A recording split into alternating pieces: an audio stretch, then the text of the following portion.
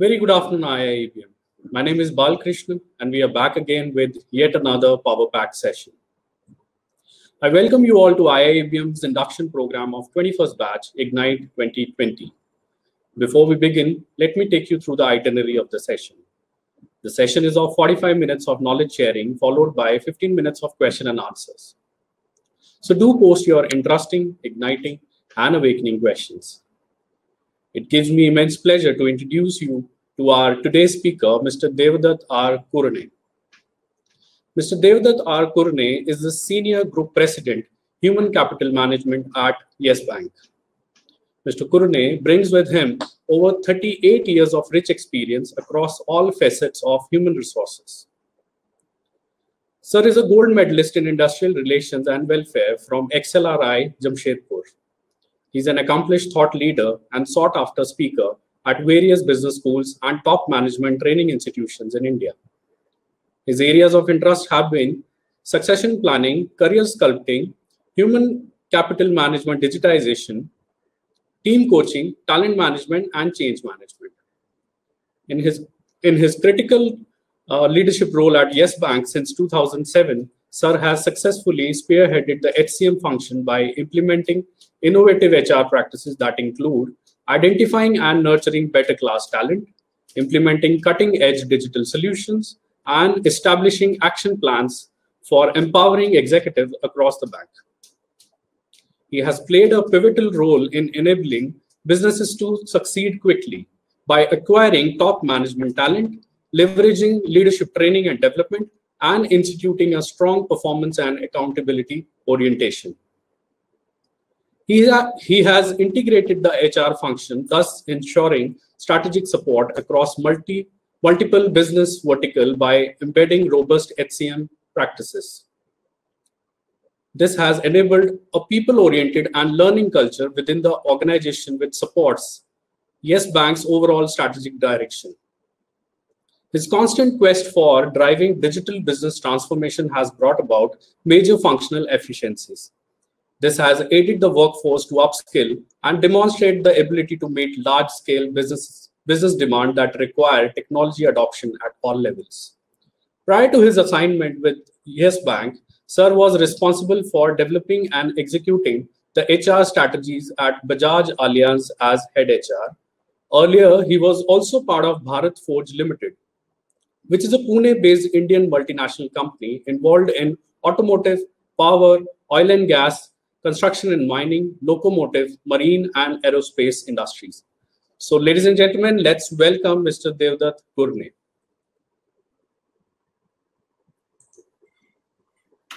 Thank you very much for the very nice introduction, and good afternoon to all the participants. At the outset, very sorry that we had to reschedule the session because of certain technical issues, but I think we have to take all these things in our stride. So I'm going to be talking to you for maybe around 30 odd minutes, and then followed by Q&A. And the objective of this session, there are 2-3 things which I want to convey to you, and I would welcome then questions around that. First and foremost is, what is that preparedness which you need to have, to face the current situation? See, we have been reading about COVID and pandemic, and every day there is some bad news, some good news, and all that. So let us leave the medical news out of it, because that is not in our scope, and I think the experts are there who are taking care of it. What we need to do is relate this to how our careers are going to be shaped. What is it that you will have to do to make your mental state different? So if you see the title of today's discussion, I've said that, are you present ready? Okay, so I've chosen that title with a lot of thought, because everywhere when people talk about being prepared for something, it's generally, are you future ready? Are you ready to face the future? Are you willing to shape the future, etc., etc.? All those are very, very important. But in the current situation, a very unprecedented and I can say historical kind of a situation has arisen, where the change has actually not going to happen tomorrow. It has already started happening today. So, when people used to talk about how things will get automated and how there'll be digital payments and how there'll be digital presence and augmented reality and virtual reality and, the whole host of things. And everybody used to talk about this as if it is going to happen sometime way, way, way in the future. But we have seen in the last 3-4 months that the future, which whatever we were talking about, has suddenly come to the present. So that's why the need of the hour is to become present ready. If you become present ready, then obviously you will become future ready. That goes without saying. But the key point I want to leave you with at the end of this session is, what is it that you need to do as individuals, as students, and particularly because you are at the starting point of your career. Okay, you have chosen a management education as a starting point, and you will get jobs which are aligned to that. So let's just try to discuss what is the landscape like going to be 2 years from now when you hit the job market. What is it that you can do to equip yourself today to prepare yourself to face the future with confidence? So you have to be prepared today. So that is ready, present ready. Okay. So if you have understood this context, then let us move on a bit. If this was a face-to-face session, I would have asked you some questions and we would have elicited some interaction. But because of this mode, we have to do it in a little different way. But still, we will try to make it interactive. Those of you who have studied history or have read even some literature pertaining to the past or seen some movies, you'd realize that the whole of mankind, and I don't want to take you back into the dinosaur age or Egyptian age or something like that, but let us just go back to roughly about 100 years. Some developments in the last 100 years have changed the way people interact with each other, and more importantly, how people work. Because you see, our discussion and our context is around work, because we are in the part of the ecosystem which is called the world of work. I am working, your faculty members are working, some of you who may have work experience have already worked, some of you don't have work experience. You have seen the world of work from another side. You have been in educational institutions, you have been as students, but people running those educational institutions have been working. So the world of work is exactly what we are trying to discuss over here, and what is the impact of this sudden change. And there is some impact, which is important for you to know.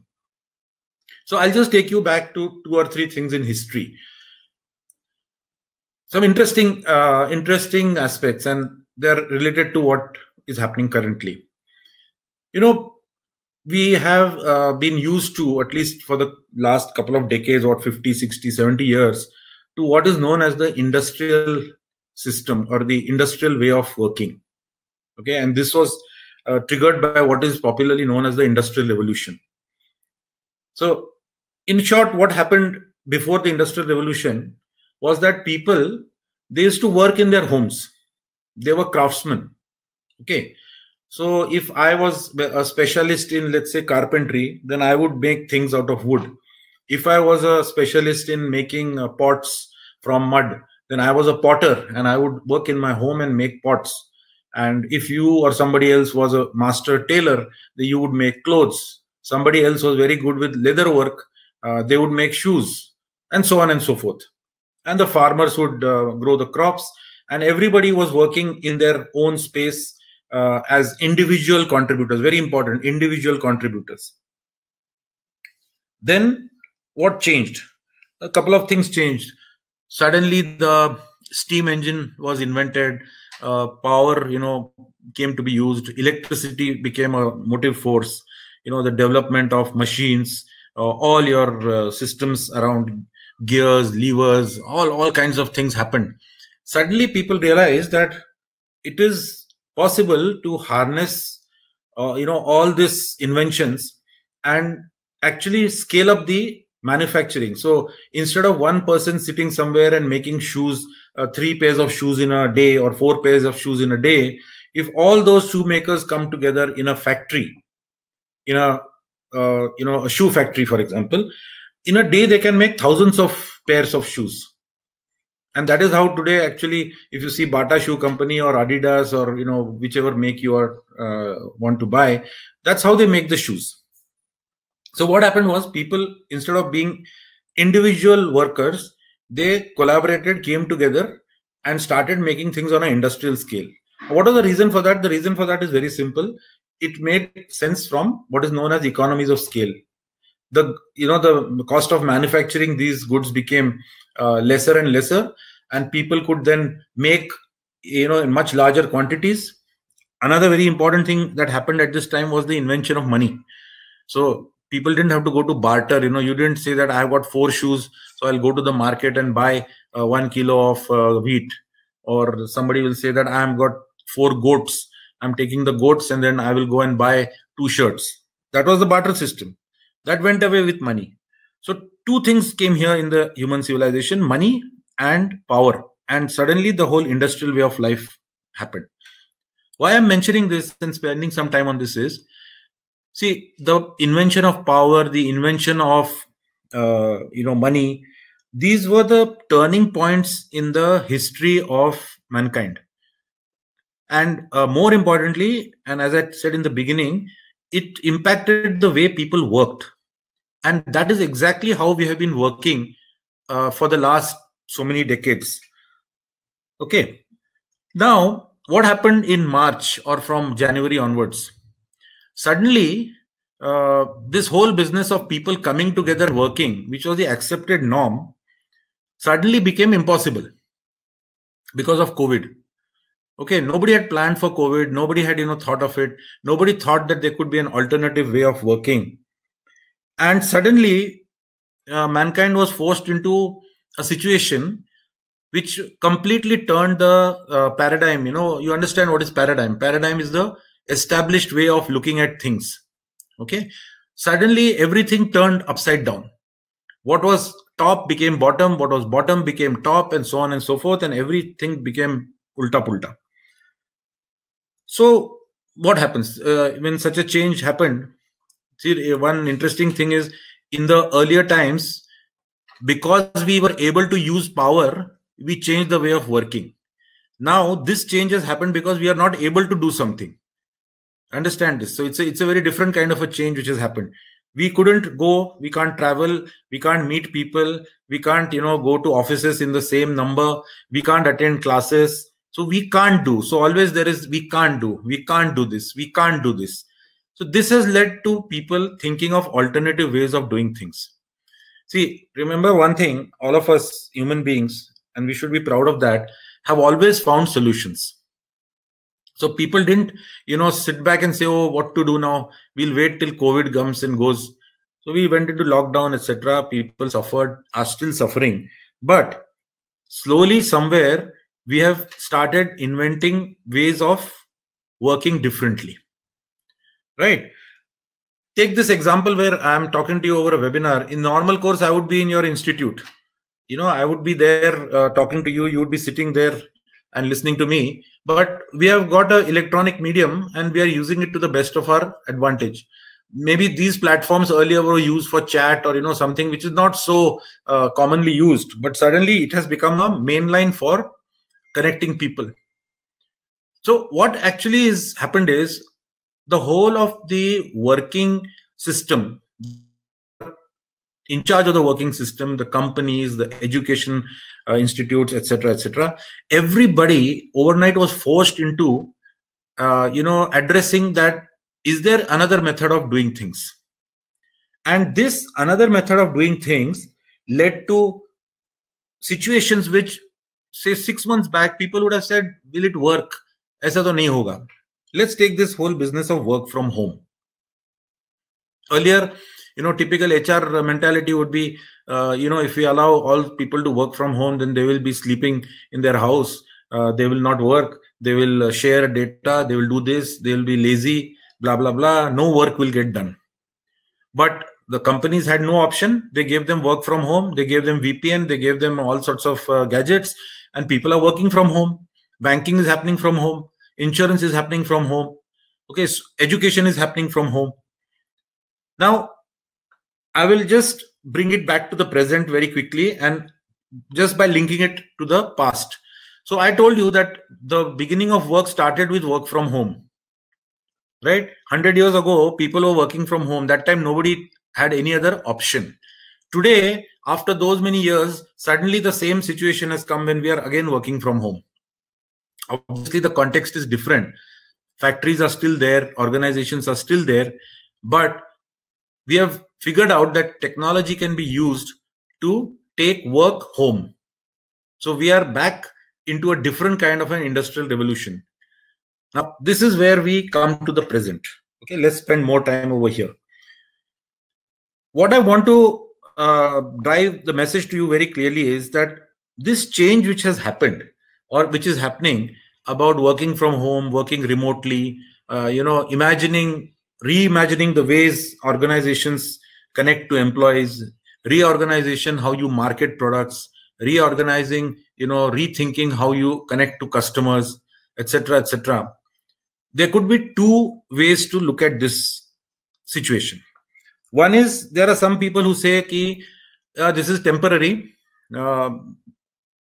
Aaj na kal corona chala jayega. There will be a vaccine or something will happen, maybe 1 year from now or whenever, and things will be back to where we are, and we'll be working again in the offices, and things will be where they started off. That is one way to look at it. The second way to look at it is that things are not going to be the same again. And I'll tell you the reason. And that reason has got nothing to do with corona. Corona might get conquered, corona might disappear, or whatever might happen to it medically. We are not going to spend time talking about that. But the fact is that the working people, the working situation, the factory owners, the office owners, and all the entrepreneurs, promoters, bankers, etc., everybody has discovered that this alternative method of working is more efficient and it has certain advantages. And if this situation is advantageous in an emergency kind of a scenario, why not make it the normal way of doing things? So why don't we adopt these methodologies in the future also? And that is exactly, when you read in the papers, they say this is the new normal. What was the new normal till January or February?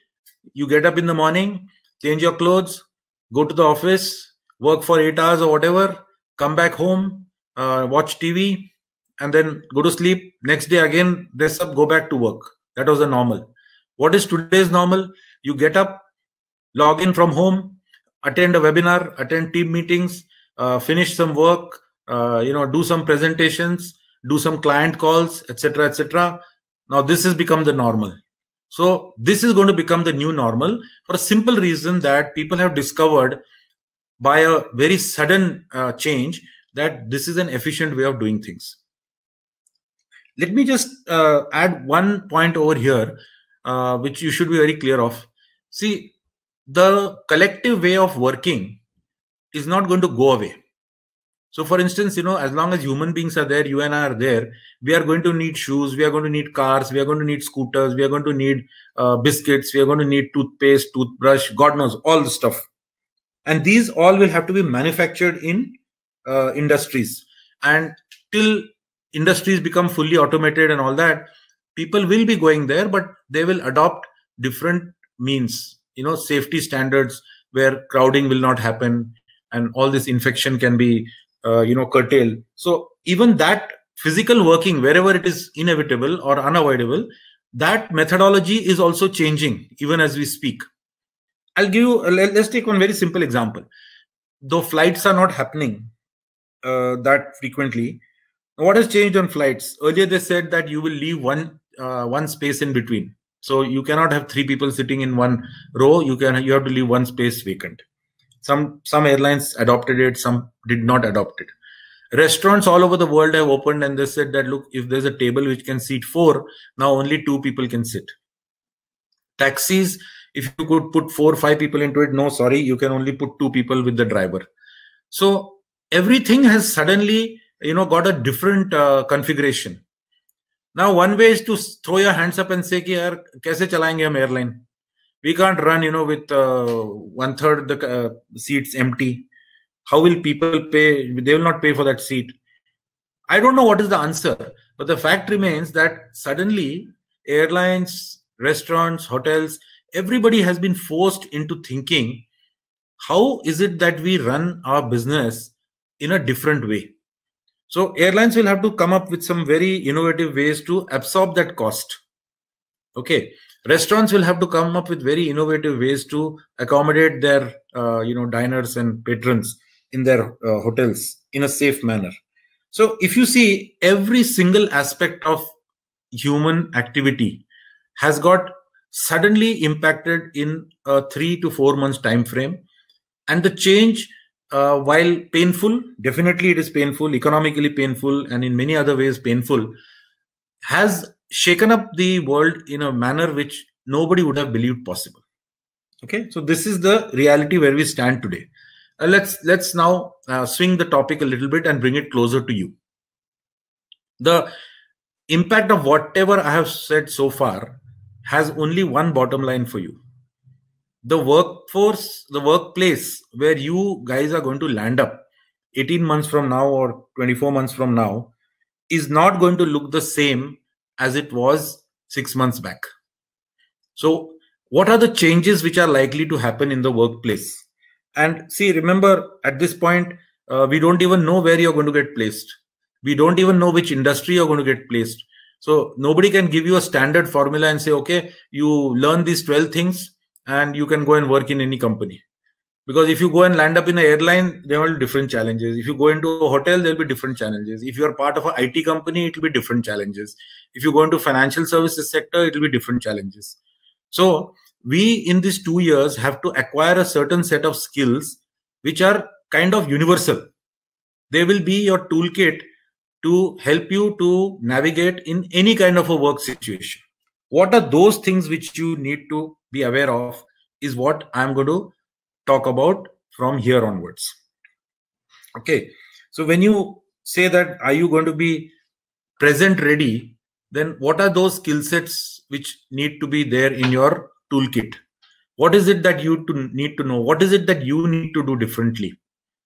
Okay, and please don't worry, think about too much about what the industry will do and how industry will work and all that. There are people who are taking care of that. Okay, let them worry about their industry. You worry about yourself. You worry about yourself first, because industry will be ready to receive you in some new shape. Will you be in a new shape to ready to go there? It's as simple as that. So I will give you an example. Let us assume that we are all tourists and we decide to get onto a plane, and we have been told that we are going to some tropical country, like maybe the Caribbean islands, and we are going to have a holiday there. And so all of us are packed in our Bermuda shorts and t-shirts and slippers and sun hats and everything like that, and prepared for a nice equatorial holiday. Suddenly in the middle of the flight, you're told that, I'm sorry, but now we are going to land in Alaska and the temperature there is going to be minus 10 degrees centigrade. So you're suddenly your Hawaii chappals and Havana, this thing and that, every tropical attire becomes completely useless. In fact, that could be a danger to you because you might die of cold. So there you'll have to put on some new clothes. This is not about new clothes. This is like putting on new skills. Just keep this example in front of you. And that is the reason why I made you watch that animation of Who Moved My Cheese. I'm sure all of you would have seen it. Some of you would have seen it earlier also. But I thought that the relevance of that in today's scenario is so, apt, that we have to be continuously asking that, is my cheese going to be there? Cheese obviously is not the real cheese, but it is about whatever things which we are aiming for: money, aspiration, promotion, this, that, house, car, family, all those things. Is it going to be there in the same place and in the same manner? And the animation tells us that if the people do not adapt to the new changes, then they go hungry. And the people who are willing to learn new skills, are willing to take risks, are going to be better off. So that is the most important learning of that particular animation. So let's come to now IIEBM. And I'm told that your institute is 20 years old. Okay. If I were to say that in this scenario, in the working area, what is going to be one of the most important enablers to make work happen? It is going to be the entire e-business. E means e-enablement. So it's e-commerce, e-learning, ticketing, e-entertainment, everything. So E is going to be like, the change agent. And to that extent, I would say your institute is actually 20 years ahead of its time. So 20 years back, when none of these things were that, much in the fashion or not so much spoken about, the vision was seen that the world which is going to come henceforth is going to be an e-enabled world.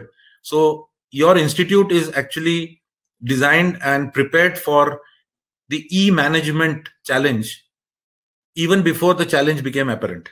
Okay, so thank your stars that you are part of such an institute. The other immediate worry you will have is that what is going to happen? Will the classes start? How will I complete this course? See, all those things will be taken care of. Yours is not the only institute in the world.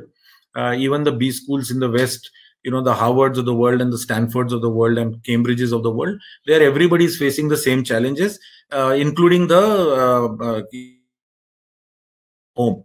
So from kindergarten or class 1 onwards, up to Harvard, Stanford, IIBM, everywhere, IIM, IIT, everybody is facing the same challenges of connect. So the educationists will find a way, and whatever education has to be imparted, innovative ways will come around for that. So don't worry too much about that. At an appropriate time with safety features, I think you will be in the institute at some date in future, and till that time, be safe and be confident. Okay. So now, what is going to change in the world? What is the difference we are seeing in this work from home? What are those key skill sets which are required? So there are two ways again to look at this. One is to talk about the specific technical skill sets, which we are not going to do over here, because there could be so many different things. If you require a skill set in IT, then those skill sets may be around coding the languages, or modern techniques, AI techniques, or machine learning. So that will be specialized. Somebody else who's in banking, he may require a different kind of a knowledge. So we are not going to talk too much about those specialized technical skills. Let's talk about the common skills. See, one of the most common skills, and this I'm now talking to you from experience, because I also don't have a textbook on this. The textbook is being written even as we speak. It's a real life textbook. Okay. Even I'm facing the same problem in the bank with 20,000 people having the same problem. So we are learning as we go. What is the most important learning which has come about in these times is that all of us, we lack the ability, or we are not developed or utilized the ability to be self-controlled. See, I am talking about self-controlled, and I'm not talking about self-control. The two different words, please understand. So for instance, if you were to go for a party and you're drinking a beer, and you drink 6 bottles of beer, then you go on to drink another 12 bottles of beer, and then you're totally out of control. So that is that thing where he is in control or not in control. I'm not talking about that. What I'm talking about is self-control, as in self-driven, self-motivated, self-guided. See, we are used to, let's say if we go to a class, I will take the example from where we are doing this webinar. If 120 or 130 of you were sitting in front of me, by now I would have discovered in the last row at least 2 or 3 people have gone to sleep by now. And I would walk up and down the aisle and I would have woken you up. Okay. Now, unfortunately, I cannot see you on video. So I don't know how many of you have gone to sleep.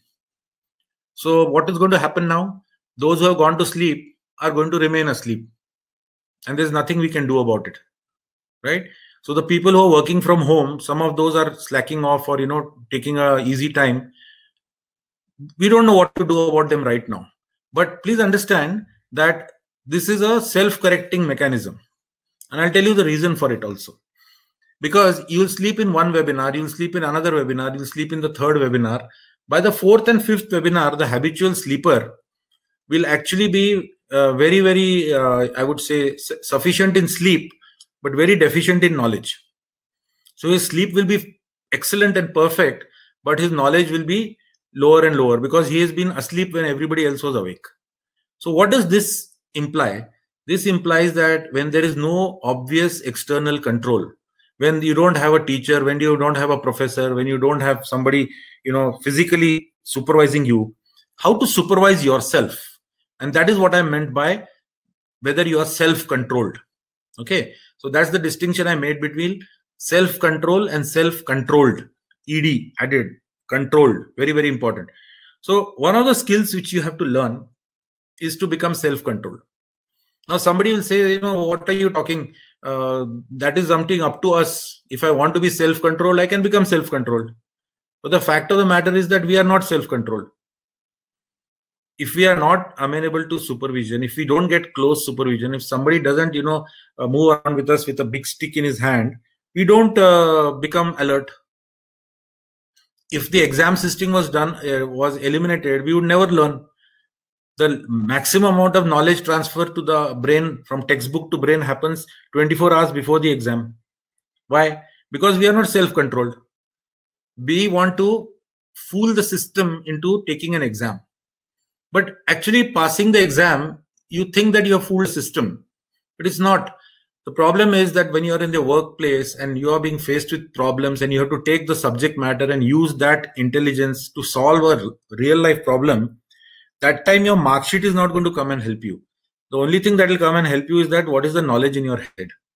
Now, if you have been slacking about getting that knowledge, nothing much you can do. You may have got A's, you may have got 80%, you might have got, whatever marks you got.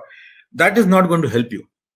So first and foremost, the biggest skill, and I'm telling you, I think many people will not tell you this, because when they start talking about skills, mostly people start talking about AI, machine learning, and all the higher order skills, which are important. I will come to that. But this basic skill of how to control your own destiny. Okay. How do you take the controls of your plane in your own hands and fly it? That is the most important learning which has come in this whole new method of working. People are discovering that, after the initial work from home fun is over, actually it is more hard work. Because, and I'll tell you the reason, suddenly a lot of trust is being put on people. And you realize that living up to that trust, living up to the expectations is easier said than done. It's if you're supervised and you're told that standing there in front of you, you do it, show it up to him, and he says, okay, approved. You are happy, you're free, you can go away, you can say, chalo, kaam ho gaya. But what happens if there is no supervisor to check the work? You are your own supervisor. You are your own quality control manager. Then what happens? You can say that, okay, I'm putting up some shady substandard work once, twice, thrice. After that, what? How long will you continue to do it? You can fool everybody, but you can't fool yourself. So this harsh reality has begun to come into the work system and work people, that work from home, this new system of autonomous working, it entails a very, very significant mindset change. Okay, skill sets are always there, but mindset has to change first. So my first learning point to you is, please examine yourself and ask yourself this question: am I self-controlled or am I externally controlled? Is the remote control to my system handled by somebody sitting outside, or it is with me? If you think that everything you do has to be driven by somebody, either your parents have to push you, or kick you, or your teacher has to push you, or somehow cajole you, then you are not self-controlled. You will find a lot of difficulty in this new style of working. Okay, so this is one part. The second part actually has got to do with studentship very, very directly. See, one of the advantages of working in groups, working in offices, working in places where you have colleagues around, is that in the normal course of work, we always run into difficulties, and it's a normal human tendency to reach out to your team members, reach out to your colleagues, seek help, seek guidance, etc. Now suddenly when you are thrown into working in a alone situation, all that guidance and learning, cross learning may not be immediately available. So basically what happens is, the person has to learn to become more self-reliant. He has to start learning how to learn. Because at the drop of the hat, you can't, put up your hand and say, sir, I'm having this problem. What can I do? There is no sir there. Your sir is also sitting somewhere else connected through some WebEx or, some system. He is doing 10 different things. Maybe he's looking after his children right now. And he doesn't have time to help you instantly. Whereas in the workplace, instant help is available. You can just go to the next desk and ask. You have to become self-reliant. So another very, very important learning which you have to do is to become self-reliant and self-motivated to learn. What are the other kind of requirements which will happen? I'm not saying that everybody will go from 2 years from now and be in a work from home situation. My sense is that some may be work from home, some may be working in the offices. Definitely the way of working in the offices is going to change. See, one of the important creative learning which people got out of this is that if I have an office for 100 people and I'm paying X lakhs of rupees for whatever square feet for 100 people to sit at one time, I don't need to create that space. I can maybe shift my office to 1/3 the space and have people come by rotation. So everybody can come twice in a week or once in a week or whatever need based. And the remaining time you work from home. Everybody is benefited. You get to spend time with your family. Your work-life balance is better. The office rental goes down. Your infrastructure costs go down. You don't need that much electricity. You don't need that much of, all sorts of infrastructure. And everybody is happy. I'm not saying every industry will be able to do this. So airlines, for example, you cannot have a pilot, who will say that I fly the plane sitting in my house. He'll have to be physically there in the plane. But so many others could be working from home. Your entire ticketing can happen from home. You don't need to have people. Your entire boarding pass system, it could be automated. There are n number of things which can be done. Somebody was telling me that some of these airlines were getting together and they realized that in an airport like Mumbai, for example, where at one time there are some 8 airlines check-in counters. At any given point of time, only 20% of the counters are actually checking in people. So 80% of the combined staff of 5-6 airlines is actually sitting idle. So what if they able to combine all of this and make it into a common service, right? Earlier, for example, people would say that any computer system, you needed to have a server on premise. Today, nobody wants to do that. It's on the cloud, right? Cloud is a shared service. So why can't you have a shared service for airline check-in? Okay, if somebody would have put up this idea 6 months back or a year back, people would have said, no, we can't do it because of competition. The other airline will, steal our passengers and customers. But today, when the need has come where you cannot have people working, when you want to save, suddenly, instead of competition, collaboration becomes a innovative way of working. So I hope I'm trying to give you a sense, and I'm succeeding, that the way of working in the future is going to undergo a permanent and substantial change. I don't think it will be that we'll be under lockdown forever in our lifetime.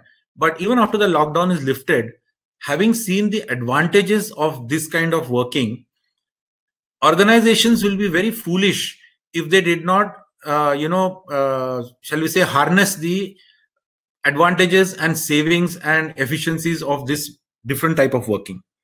So you have to see a change in the way of working. Question is very simple. Are you going to be prepared for it, or are you going to go into that situation and say, oh, now I don't know what to do. I never thought about this. My submission to you and my message to you is, take a hard look at yourself and figure out what is it that you need to change creatively about the way you run your own organization. Your organization is you. You are like an organization, one man, one soul, one mind organization.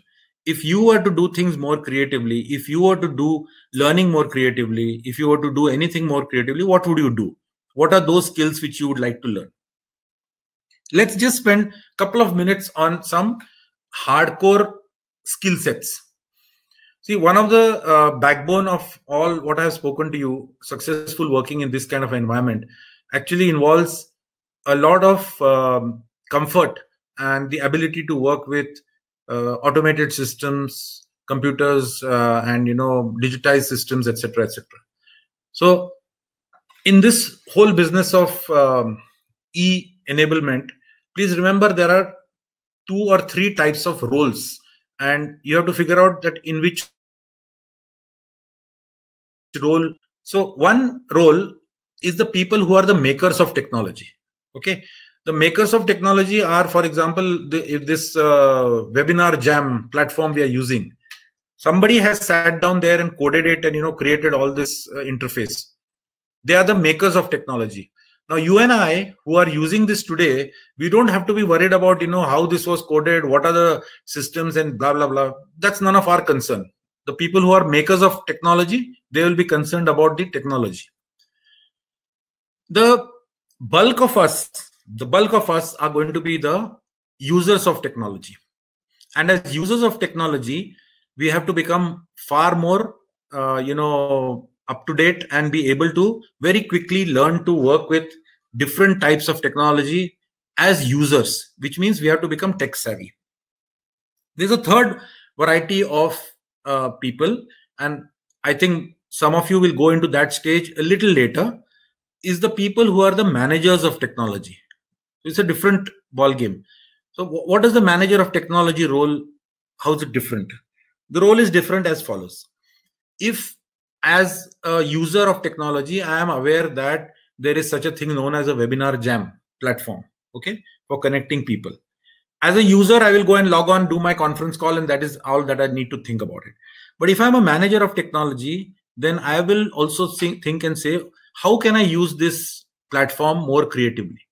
I'm using it for employees. How can I now change it for customers? How can I change it and use it for service request of customers? How can I use this platform for, let's say, making a pitch for wealth management? How can I, use this platform to sell, let's say, a holiday package to prospective customers? So a manager of technology then has to put on his thinking hat and go beyond just the use of technology and try to imagine alternative uses of technology.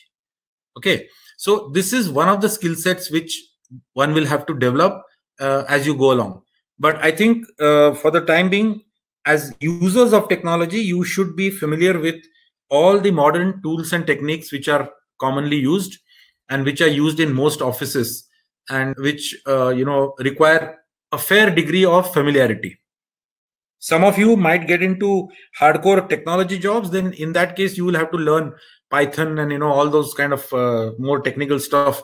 You will be the makers of technology. So it depends whether you are a maker of technology, user of technology, or a manager of technology. Different kind of technology skills will be required. So it is now 3:15, which means we are 45 minutes into the lecture. So at this point, key learnings which I want to summarize for you is one, all those skill sets which are related to changing your mind. So I'll call it the mindset change game, right? Focus on that. The second is those skill sets which are required to interact in this new world of work, which will be technology based. Okay, so those are the areas where you will have to sort of focus on. So I will try to summarize this in a word which we use very often with our employees, and I will give you that formula. I'll give you that success mantra now in the next couple of. So if you have gone to sleep, wake up. Shake yourself. If you're sitting, stand up, wave your arms around. Can you do that for me?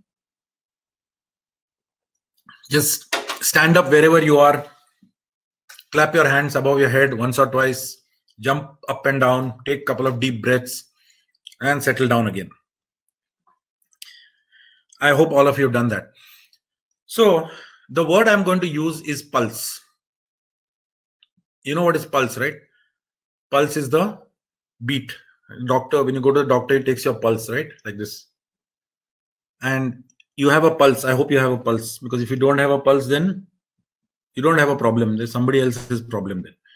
but all of you must be having a very strong pulse, very, very strong beat, very high energy beat. So we are going to decode this word pulse and see what each one of those letters stand for and what is it that you can do for making your pulse strong. First and foremost, the most important thing which is seen today is people should have passion. So to me, in the first letter of pulse is passion, P for passion. So what does passion mean? We have seen passion mostly in the movies. We have seen a lot of passion in movies, Hollywood, Bollywood. I'm not talking about that kind of passion, but we are talking about what is your connect with what you do. Even you look at, let's say, something like a hobby. Do you have something which you are passionate about? Why I'm harping on this word is, you might say that, sir, what has passion got to do with work? तो काम तो करना है, whether I like it or don't like it, काम तो करना है, नौकरी तो करनी है, तो passion है तो ठीक है, नहीं है तभी भी ठीक है. No, नहीं है, ठीक है is fine. You will do an ordinary job, you will be a mediocre person. If that is okay with you, no problem. You need not, you can log out of this session for the rest of it. You don't need this session. But if you don't want to be just an ordinary person, and if you want to be something which is different, then you should have passion. And please remember one thing. You just see the world around you. It's a very competitive world. Okay. So wherever you are, in whichever part of the country you are, I'm sure there must be generally a street where, you have all the street food which is sold. Now, if you see, there will be 10 different sellers who are selling an ordinary item like a samosa or a masala dosa or kachori, right? Now, these people don't understand, those vendors may not understand the word passion and all that. But if you just study them, you don't find those 10 people, in a row sitting there and saying, "Theek hai, my samosa is just like any other samosa. अच्छा लगे तो खा लेना. आपने मेरे से ले लिया तो बहुत खुशी होगी. नहीं लिया तो too bad. कल आ जाओगे." They don't do that. Each one will try to put a little spin on it. They will try to put something different, and they would like to be known as that famous samosa wala of so and so gully. Okay. In Maharashtra, we have, for example, very famous vada pav sellers. Those of you who are from Maharashtra will understand that. But it could be anything. It could be some guy who's very famous in making jalebi, or somebody whose kachoris are like people line up to buy kachoris. Just think about these examples for one moment, and I've deliberately taken this example. The important thing in this is that you have to stand out. You have to stand out from the rest. If you are part of the competition and you are like everybody else, then where is the question of success? You will have the same amount of success which, ordinary people have. If that is your aim and ambition in life, then there is no problem. You can have ordinary, mediocre level ambition, no problem. But if you want to be standing above the rest, if you want to stand a cut above the crowd, then you have to have passion. So that is the reason why I say P for passion is very important. Just can you excuse me for 1 minute, please? Just 1 second.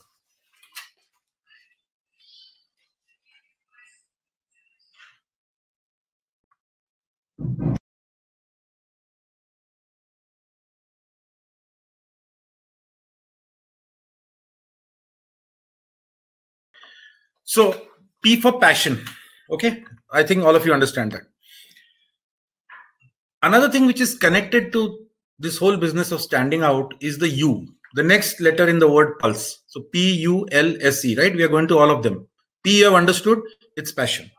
U, to me, is the unique you. You as you, the person. What is your brand? Do you have a unique brand? What are you known for? What do people think about you, when they're talking behind your back? What does your teacher think about you? What does your friends think about you? Are you the person they say, "Arey haan, this is so-and-so, that guy, who koi kaam nahi karta hai. Project denge to, project mein he is the last one, passenger hai wo." Or is he the guy who's dependable? He's the guy who's going to make that project happen. What is that unique you? What is that you which distinguishes you from the rest?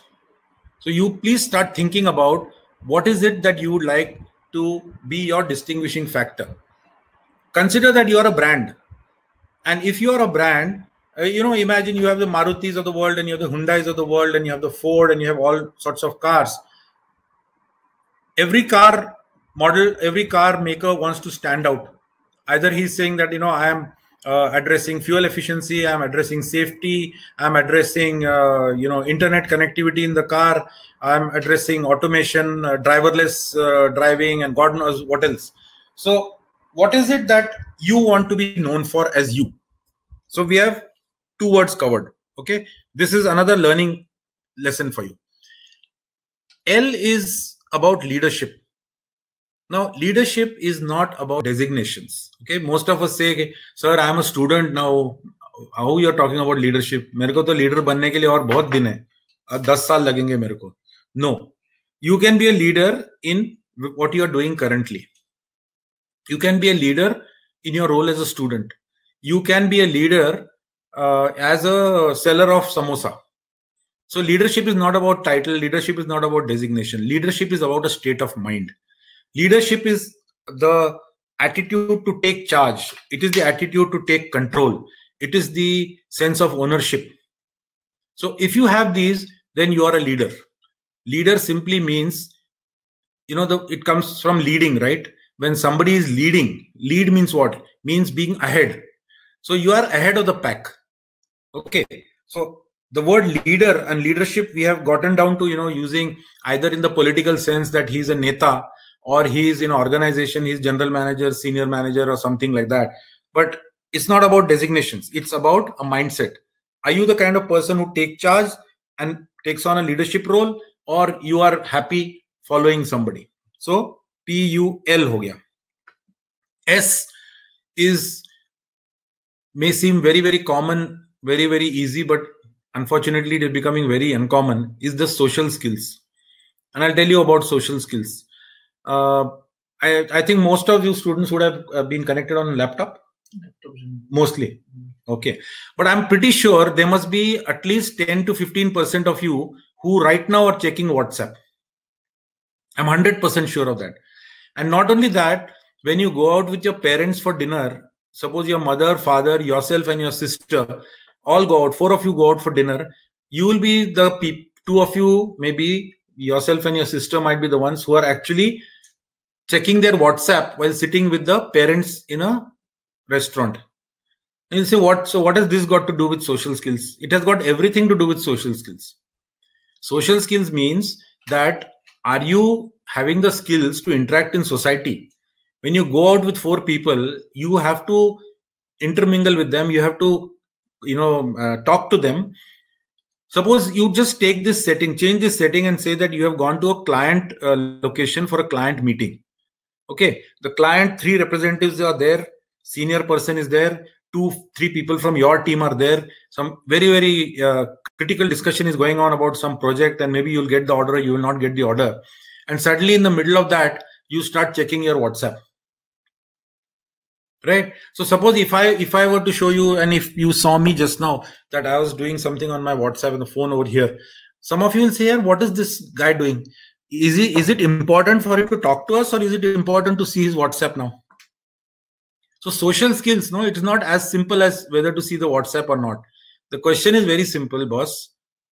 Please understand, every single minute in our life, okay, when we are awake, we are trying our level best to influence people. Influence in a good way. I'm not talking about undue influence. And the way we influence people is by talking, by body language, by eye contact, by written skills, written communication. These are all the social skills by which we connect to people, and we connect to people so that we are able to sell our idea. I'll give you a very live example. If some of you, are a little bit inclined to tell jokes and comedy, if in a party you suddenly start telling a joke, don't you look at the people around, and as you're narrating the joke, don't you try to take a sense that are they appreciating it? And if you feel that, your joke is going flat, you'll immediately have to either change the joke or do something about it. How do you come to know that your joke is having an impact or not? By seeing people, right? And that is exactly what we do. Every single minute of our living existence, we are trying to look into the eyes of the other people around. Either we are trying to influence them through the spoken word, the written word, gestures, eye contact, body language. And the sum of all this is nothing but social skills. Extremely important. Extremely important. The other day I was reading an article, and if I get that link, I will share it with you, and please read it. They found that in leaders particularly, there were two traits which were important for success. Like, there are many traits, but there's only two were mentioned. Those two were empathy, and the other side was technical expertise. Empathy is, it's the ability to feel from the other person's point of view. Sympathy is slightly different. Sympathy is where, you look down on that person and say, oh, I feel so sorry for you. Empathy is actually going into the shoes of that other person. And so, for example, if you are a good salesman, you go into the shoes of the customer and you are able to see what is the customer's need. You have empathy and you are more likely to make a sale. So they found out that in successful leaders across the world, across industries, irrespective of what company that was involved in, the successful leaders scored very high on empathy. And those who scored low on empathy but were very good in technical skills actually were not successful. What does this tell us? It tells us that out of all this pulse, this S, the very common, very often neglected social skills, it actually can be a game changer for you. One thing you can influence people is politicians do it all the time. They get the mic in their hand and they are able to make lakhs of people, dance to their tune. Why? Because they have that skills of oratory. They have these skills of convincing people. So we come to S. Last part, if you ask me, very important in today's day and age, which is connected to all the previous. You need to have a very, very high sense of energy and a very strong sense of ethics. What is right and what is wrong. It's very, very important. And energy, unfortunately, I have come to the conclusion it has got nothing to do with age. There are 20, 22-year-olds who are behaving like retired pensioners. And there are 60, 70-year-olds who are, showing more energy than teenagers. So energy is actually a state of mind. But forget about pensioners and all that. The most important thing is the energy which you display is sensed by the person across the table. Okay. Take any example. You go to a showroom and, you are buying a washing machine or a TV or a fridge. And if the salesman there is, no interest, he's half not able to talk, half the time he's not interested in talking to you, he doesn't have the energy to answer your questions, he's not enthusiastic about his product, do you think you'll buy that product?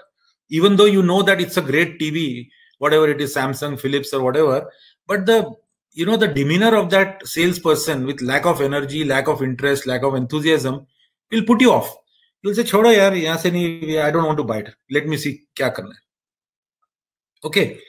So I will now, at this point, conclude and just sum up in a minute or two, whatever I have spoken, and then we will have a bit of Q&A. So I started off by telling you very clearly that the world of work is changing. Okay. And the world of work, the way we know it today, factories, offices, your typical structure, manager, subordinate, assistant manager, etc., all these teams, all the tamjam of an organization, it's about 100 years old, and it started off with the Industrial Revolution. Before that, people used to work from home. We have turned the full cycle, and now because of circumstances, we are again working from home. But the difference this time is that the office also remains, the factory also remains, and the work from home also remains. So now the challenge is to balance all of this. The next part we said is that these changes which have come about very suddenly would have perhaps happened in the next 5 years, 7 years, and we have been talking about it all along. People have been talking about work from home and all this kind of remote working and all that. But nobody thought that it would be sort of thrust upon us in such a short time frame. And therefore, the future has become the present, And that is why the theme of our talk today is, are you present ready? And coming back then to where we are and where you're going to be working, my point is, you are going to be entering into a workplace which is going to be differently configured than what it is traditionally. There is going to be work from home, there is going to be remote working, and a whole lot of new work methods will be there. How do you gear yourself up for this? You gear yourself by two things. By first skilling yourself in your mind. So you create your mindset, and then you create your skill sets.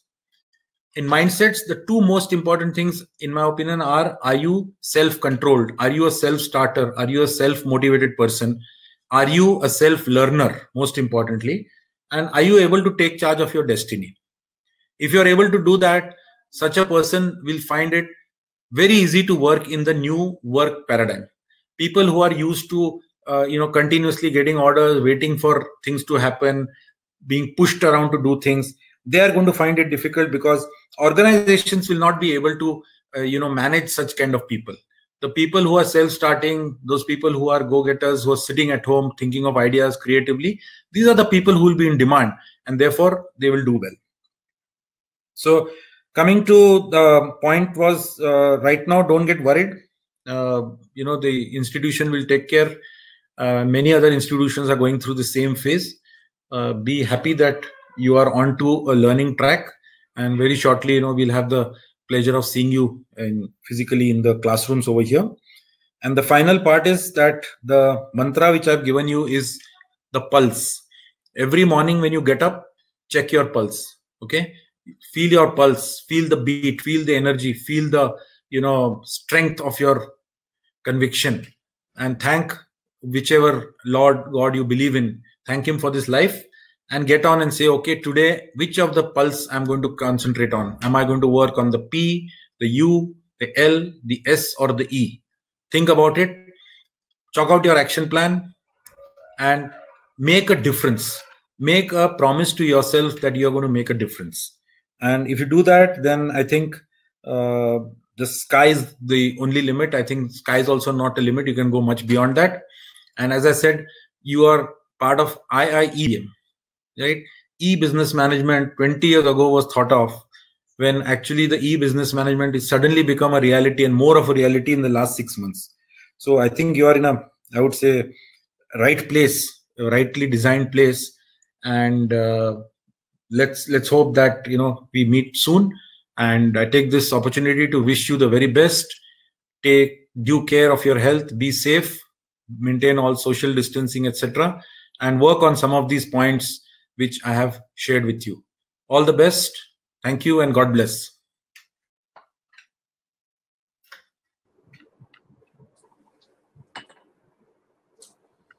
Thank you so much, sir. It was very insightful. So I am ready with my question. So shall I?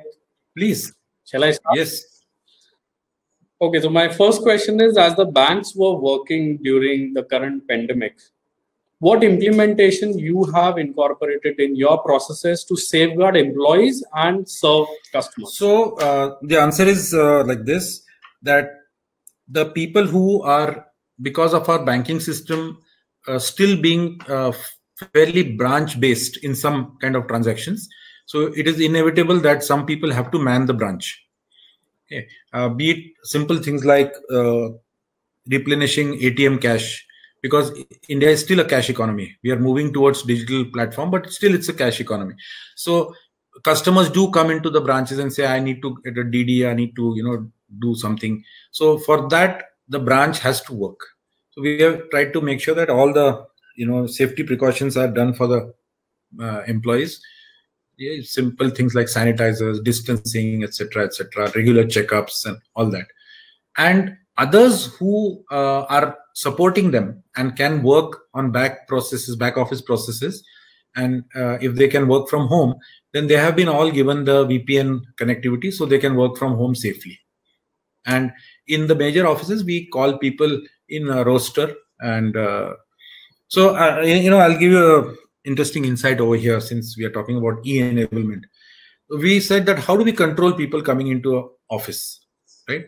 In normal case, 100% will come and sit down, but now you can't have 100%. Then we took the example and said that in ordinary life, there is one industry which has mastered the art of getting people to their required sitting position, and that is the airline industry, right? So they issue you a boarding pass. Yes. Now you don't have 3,000 people going into the airport and saying, "Chalo yaar, plane mein jagah milti hai, dekh lete hain." Right? You know right from the beginning you are going to go to seat 3A, and you carry a and you come and sit seat. So we have used this technology, and we have actually created what we call as a yes pass. Let me try to see if I can show it to you. So this is issued to people on a roster basis, so they know that they have to come on a particular day, and the security will allow them to come only as per that. So it says my yes pass, for example, says your upcoming pass will be available on 27th because Saturday and Sunday are off. So I don't have a pass, but for Monday a pass will be generated which will show over here. Then I can get in. So simple, use of technology to try to control the seating. Right, sir. So follow-up question. In the current situation where human resource is the most impacted domain in any organization, and when we are talking about the workforce, they are also going through mental challenges. So they are going through disruption in the mental health. They are not having that peace of mind while sitting at home. How did you tackle this situation? How you are motivating your employees to So we have a continuous process of engagement with employees. So the work related is done through the supervisors, but through the HR team also we have many initiatives. For example, we have actually provided them medical consultation, teleconsultation for ailments which could be around normal medical ailments, as well as if people want some kind of a counseling. If there's some kind of they're facing something of more psychological nature. So we have given that kind of a thing. We have created helplines. We have created chatbots on which they can put in their questions and queries. And if somebody is detected to be sick, then there is a very strict protocol that how the HCM will connect to that person with his family, make sure that hospitalization help or medical help, whatever is required to that person is given in time. So all those things we ensure and track. Right. So next question is related to the recruitments and the new joinees. What are the some common mistakes that you see from the new hires which they usually commit? And if you can give some advice that they should not commit those mistakes while joining a new organization. That is so. It is some of what I have already spoken about, but very specifically, I think most important thing what a person has to learn is that when you join an organization, you should go with a very open mind. Okay, so some people might say that, look, if I worked in X organization before and I'm going to Y organization, then I should keep an open mind. But what about a fresher? Why should a fresher keep an open mind? I think even the fresher has to keep an open mind that he should not carry any preconceived notions, right? So if, for instance, you have to gauge that particular organization. Is it a very formal type of an organization? Then how do they like people to be addressed? Simple things as that. In some companies, even the senior most persons are addressed on a first name basis. So if somebody, hi Vikas, hi Prakash, how, but in some cases it is sir, madam. Now, I am not saying which is right and which is wrong, but it is a way of every house has got certain cultural fit, right? How are the elders addressed in that house? So if a newcomer comes into that house, he can't start his own method. He has to follow. And I'm not saying that method is necessarily right, but at least till the time you gel in and you become a part of the system, you have to be a little bit more cautious. I think the other important thing is not so much, I would say one is around the technical part and the work related, and the other is all the softer parts. The softer skills, for example, common mistakes people make is like, let's take a simple thing like punctuality. I think as a newcomer, you should make sure that if your office starts at 9:30, you be there at 9:30. Now somebody might come and say कि sir मेरा तो boss हर एक दिन 10:30 बजे आता है. Now your boss is 10 years, 15 years, your senior, and what is his equation in the organization and why he's comfortable coming at 10:30 or what are the reasons? That is his problem, no? I don't think you can equate yourself to that person. You follow what is the norms over here. Other, simple things which are very, very, and people have gotten into trouble because of this. People use official assets for personal work. Like going, on your official laptop and checking your Gmail and all that. If there is a company policy, some companies allow. They say that, okay, after 5 o'clock, you can, go to a particular kiosk or something and download.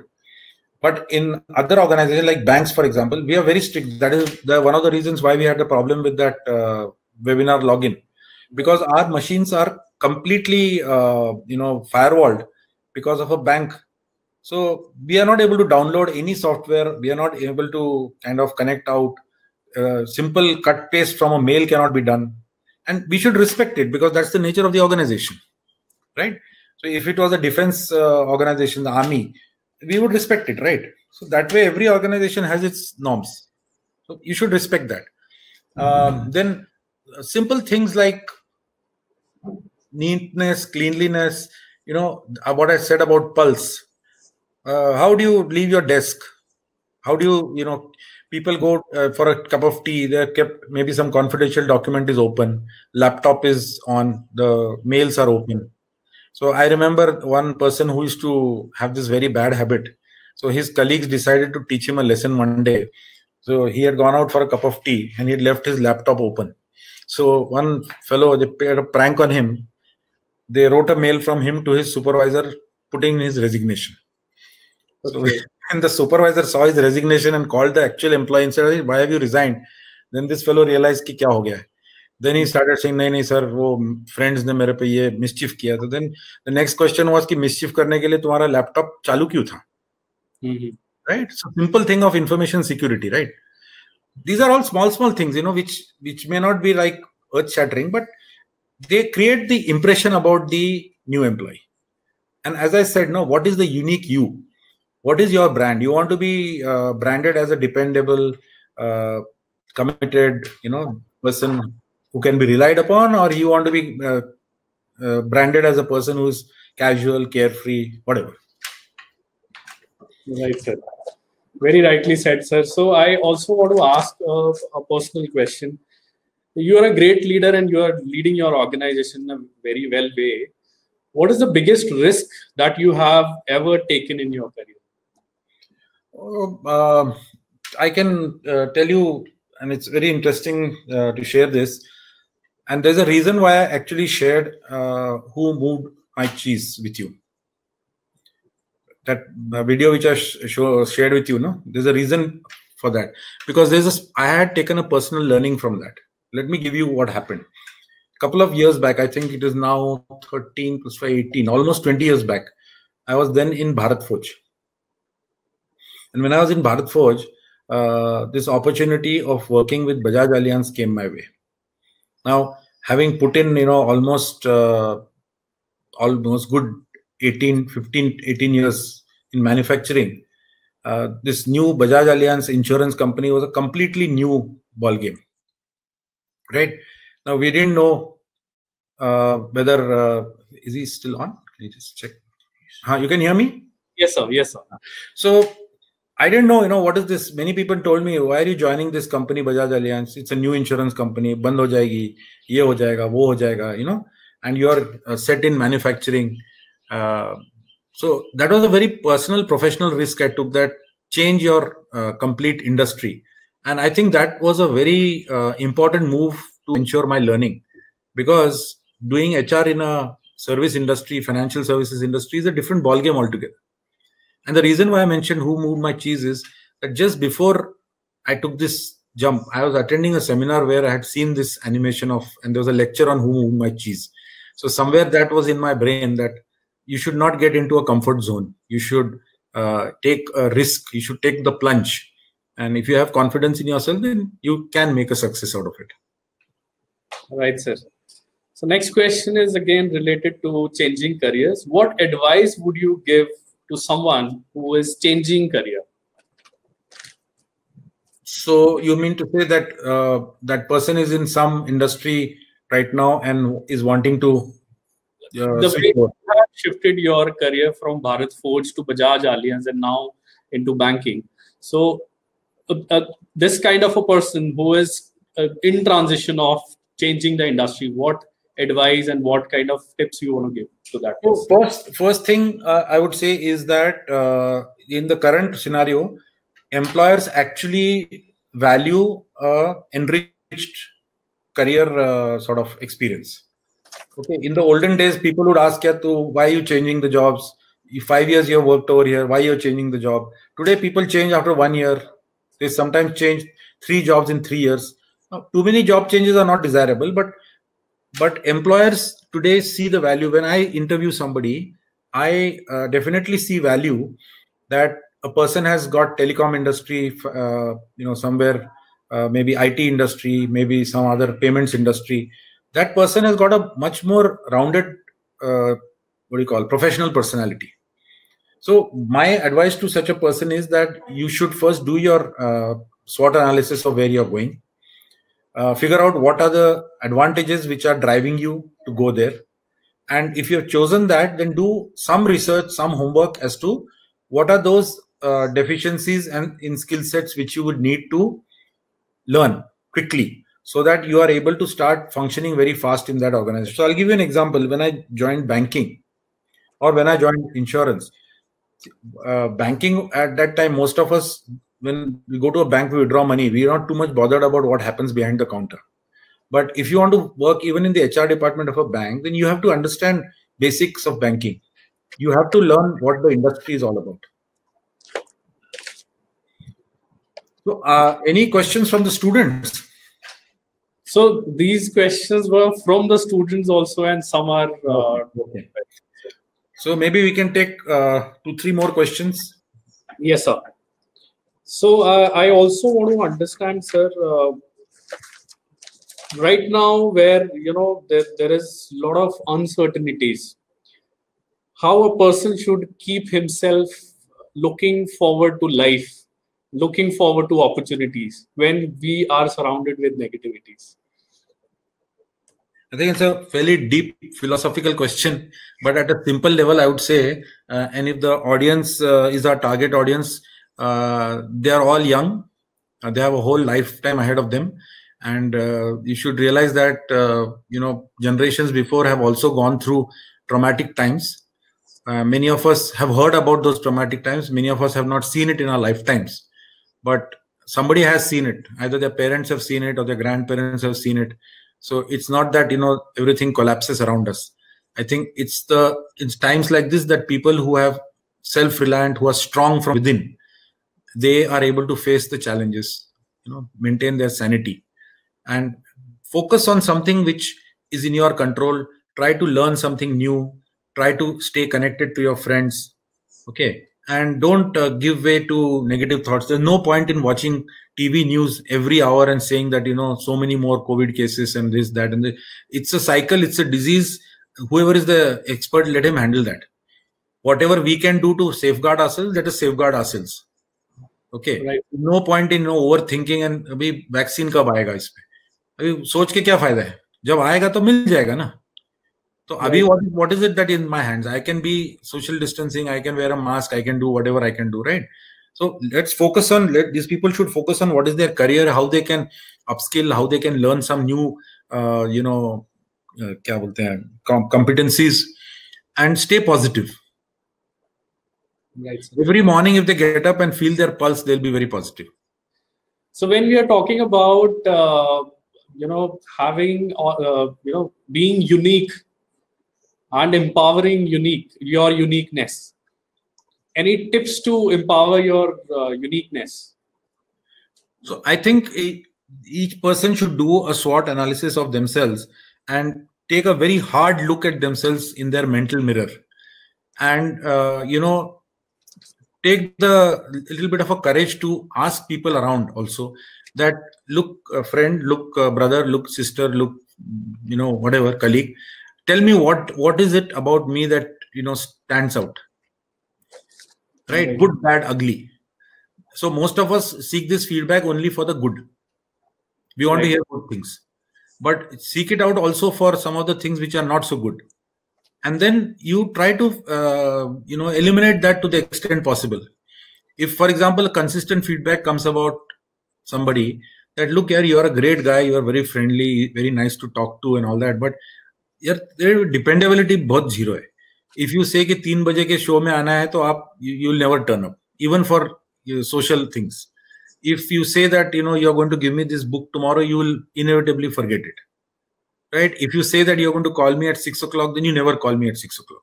In other words, net, your adjective to describe you, my friend, is undependable, non-dependable.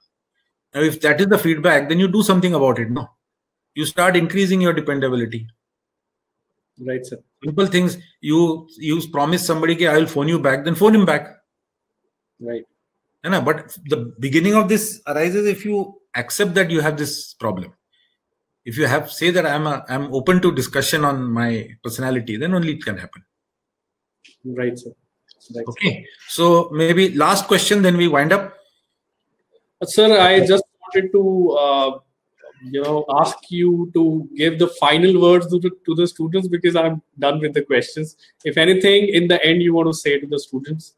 I think I only want to say that I think they have all of them will have a great career ahead. Somewhere I can sense the energy of the people, even though I cannot see them. And I'm sure that if they apply themselves and decide that from tomorrow onwards, there's going to be something different about their life. That first step to change, taking a change, has to be done immediately. So if they say, I'll think about this for 15 days, they will forget about it. Each one should actually take a vow. They should make a promise. And maybe, they can put it on a mail to you. Some kind of maybe you have a chat platform. Each one of these 120 should take a vow, a promise that, yes, I'm going to take one step towards increasing my pulse, and I'm going to do these things. Let them put it in writing. It many times helps to make the commitment stronger. Absolutely, sir. We'll make that thing happen.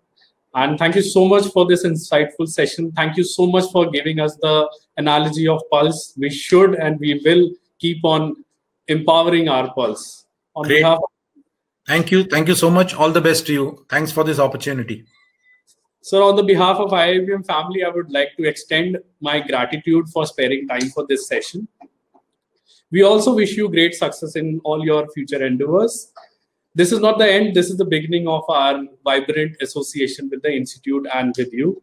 With the hope of meeting you again, long live IIBM and Jai Hind. Thank you. All the best. Thank you, sir.